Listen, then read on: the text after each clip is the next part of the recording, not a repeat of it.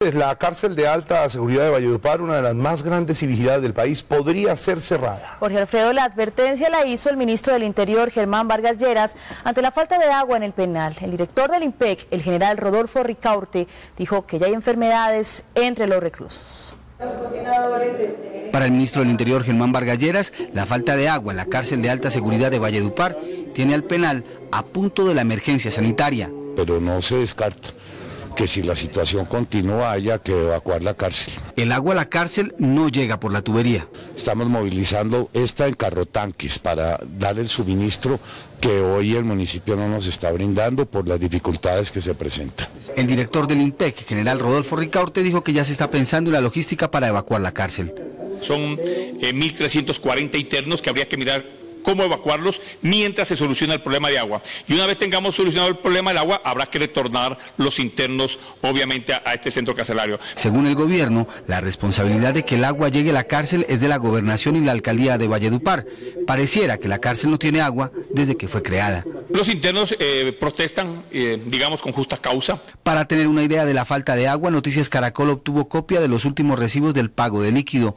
En febrero, el IMPEC pagó 4.606.765 pesos. El último recibo llegó por apenas 205.178 pesos. La diferencia evidencia la sed de los presos que hoy claman por dignidad y agua.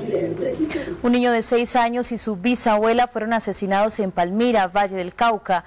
En esta casa encontraron los cuerpos de las víctimas. La abuela del pequeño, que también fue atacada, resultó gravemente herida y tuvo que ser trasladada a un centro asistencial de Cali. El abuelo del niño fue capturado como sospechoso de ejecutar el doble homicidio y dejar herida a su excompañera sentimental. Según las autoridades, el hombre ya había atentado en 2 oportunidades contra su exesposa. Y en un hecho insólito, una pareja de delincuentes se robó en plena sesión del Parlamento Andino en Bogotá computadores y documentos de parlamentarios de otros países. Los ladrones estaban inscritos para participar en el evento. Hacia las 10:30 de la mañana, representantes de 15 países discutían un programa para luchar contra el hambre en Colombia en la sede del Parlamento Andino, cuando tomaron unos minutos de descanso.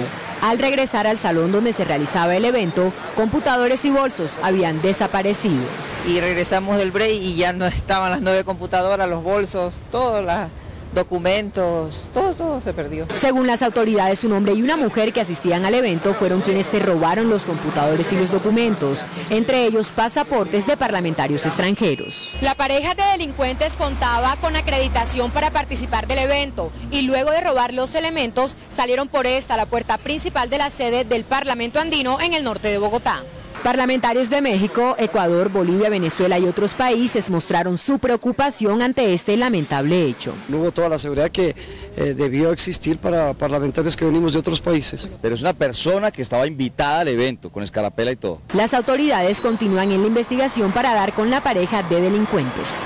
El ministro de Agricultura, Juan Camilo Restrepo, firmó hoy 13 convenios por más de 70.000 millones de pesos para garantizar soluciones de vivienda a miles de familias damnificadas por el invierno.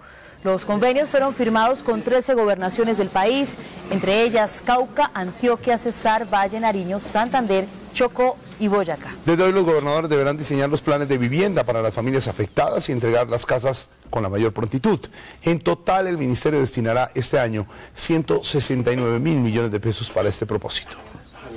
Más de 50 niños sufrieron problemas de salud tras recibir un desparasitante durante una campaña de salud organizada por un político en la Jagua de Ibirico, en Cesar. Los menores se encuentran fuera de peligro.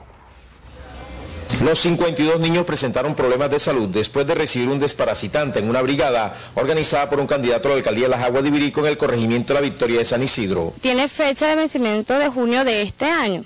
Entonces, pero tampoco podemos determinar hasta que no se haga tampoco un examen físico-químico del medicamento. La emergencia se presentó una hora después que los niños recibieron el medicamento. Fue por medio de un purgante que se les suministró, pues tal vez según parece que tomaron sobredosis.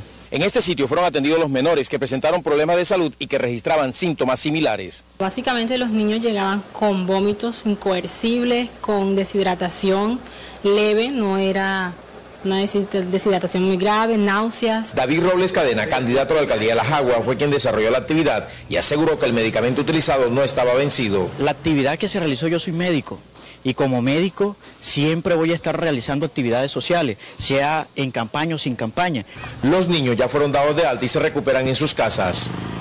Crece el escándalo por irregularidades encontradas en el manejo de los títulos mineros por parte de Ingeominas.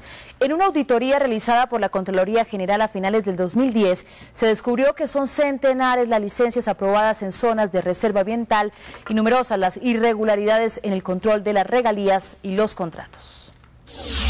Este mapa, elaborado por la Contraloría, demuestra cómo docenas de explotaciones mineras aprobadas por Ingeominas quedan sobre zonas protegidas ambientalmente, y este otro muestra que son centenares los títulos en trámite y que coinciden con áreas de páramos, humedales y reservas, lo que viene generando contaminación atmosférica, erosión e inestabilidad en laderas. Señala que el desorden y la falta de control en Ingeominas es tal que en muchos casos hay archivos por fuera del sistema de catastro minero colombiano y en otros se genera información poco confiable y desactualizada, al punto que la entidad no sabe quién debe o cuánto deben por dichas licencias. El manejo de las regalías es tan cuestionable que Ingeominas ha irrespetado los principios de la moralidad pública, eficacia, economía, imparcialidad, transparencia, celeridad y publicidad. El informe señala además que hay un reiterado incumplimiento de muchas empresas mineras en asuntos como pólizas, pago del canon superficiario, regalías, informes, estudios, licencias ambientales, etc. A muchas Ingeominas les ha concedido prórrogas en vez de proceder a multar y sancionarlas. Además, analizados 5 convenios suscritos entre Ingeominas y la red de universidades Alma Mater por valor de 9.903 millones de pesos, se evidencia un presunto detrimento patrimonial por valor de 1.382 millones de pesos. Solo en los contratos evaluados, la Contraloría descubrió 103 irregularidades administrativas, 3 anomalías fiscales por casi 5.000 millones de pesos aparentemente perdidos, 6 hallazgos disciplinarios y 3 hallazgos penales. En Perú, la Bolsa de Lima se recuperó parcialmente tras la histórica caída de ayer, luego de la elección de Ollanta Humala. El presidente electo, quien ya nombró un equipo de transición, les mandó un mensaje de calma a los empresarios. En sus primeras declaraciones como presidente electo de Perú, Ollanta Humala le pidió calma al país tras la histórica caída de ayer en la Bolsa de Lima cuando se conocieron los resultados electorales. Yo pido calma al país, pido calma, estamos haciendo lo mejor.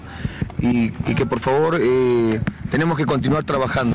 Como si sus palabras hubieran calmado la desconfianza empresarial, hoy la bolsa peruana ganó 6,97% luego de la fuerte caída de 12,45% de ayer, es decir, se recuperó parcialmente. El presidente electo de Perú también se refirió a la relación entre Colombia y su país y le agradeció a Juan Manuel Santos por su respaldo.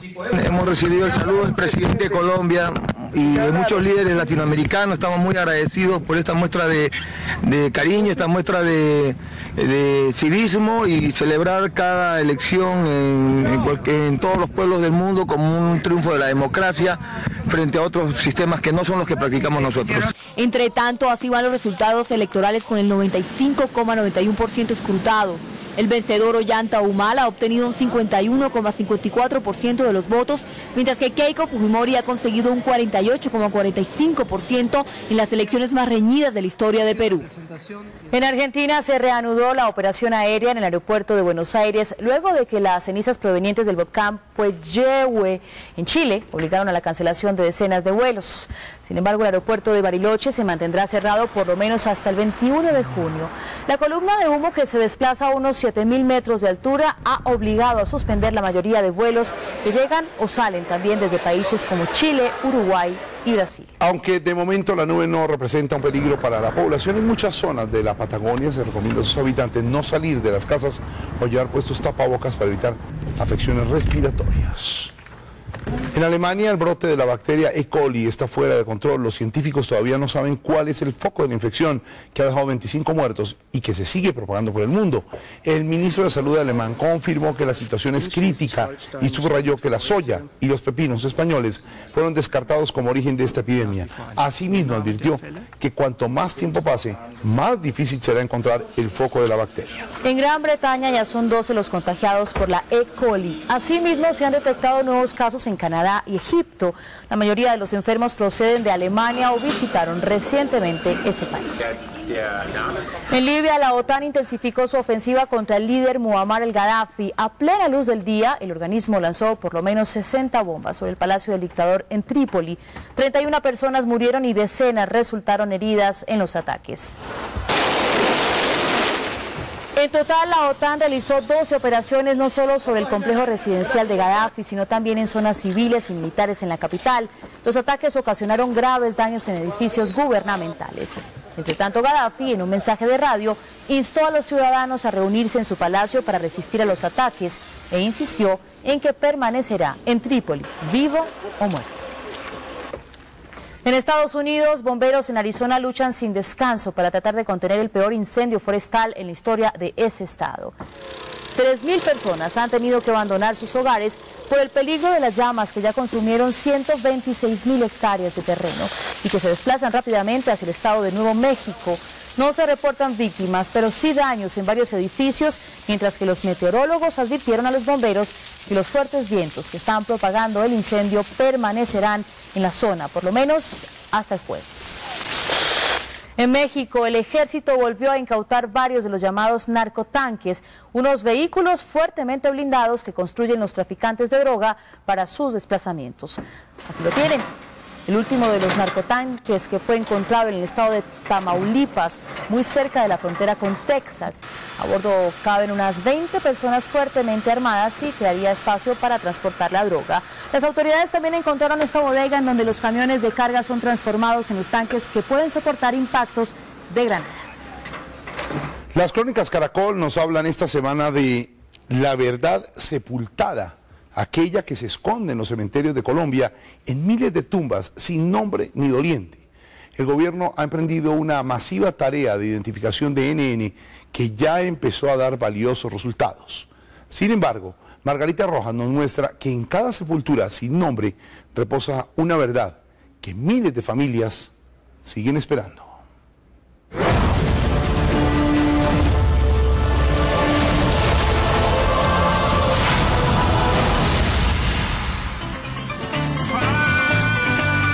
En los poblados llaneros la vida transcurre al ritmo de la tierra, de los cultivos y las reses. Pero la lucha violenta que ahí anida interrumpe el ciclo del hombre abruptamente. El cementerio de Granada es un testigo silencioso. Ahí llevan a los muertos en combate, ahí les dan sepultura. En la esquina más triste y la más solitaria, convertidos en desechos, están la ropa y los objetos de muchos muertos. Ahí estaban las prendas del hermano de Viviana, que un sábado de marzo de 2007 no volvió a su casa. Todo estaba la camisa, el pantalón, el cinturón y un par de botas. Unas botas que, asegura la familia, no eran suyas. Las botas están totalmente nueveciticas y grandes, porque eran 40, mi hijo calzaba 38. Lo enterraron como guerrillero NN, dado de baja en combate con el ejército el 25 de marzo del 2007. Pero tenía nombre y era soldado. Fabio Rodríguez estaba de licencia por una operación en la rodilla, pero era militar activo. Por eso, Viviana Rodríguez perdió el control ante lo que vio y oyó en el CTI de la Fiscalía. Le dijeron, venga, mira, acá hay un muerto, pero no creo que sea porque es un guerrillero. Ella comenzó a gritar, les dijo, no, él no es ningún guerrillero, porque él pertenecía al ejército en Leticia Amazonas. Lo habían buscado durante 2 días. Para cuando dieron con él, ya estaba bajo tierra. Le dijeron que para qué lo iba a desenterrar, que eso tenía un costo. Y comenzamos a hacer las vueltas, nos cobraban como 300.000 pesos para poderlo.